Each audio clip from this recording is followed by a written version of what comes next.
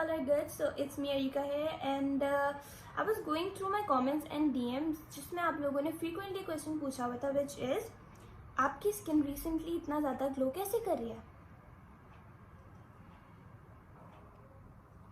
So I decided to share my little secret with you guys, which is मैंने अभी कुछ दिनों पहले अपनी ब्यूटिशियन की एडवाइस पे ये क्रीम यूज़ करना स्टार्ट की, which is current beauty cream. And I notice कि मतलब मेरे जो एक्ने या पिंपल के डार्क स्पॉट्स थे या पिगमेंटेशन थी मेरी स्किन पे, वो काफ़ी ज़्यादा लाइट हो गई है और उसके अलावा मेरी स्किन ग्लो करना शुरू हो गई है. So I strongly recommend you guys कि अगर आप लोगों को एक्ने या पिंपल की प्रॉब्लम्स हैं या फिर आप लोगों को ग्लोइंग स्किन चाहिए, so you guys should try this out. And या do tag me on your TikToks, Instagram posts and videos. I'll reshare my favorite one on my story.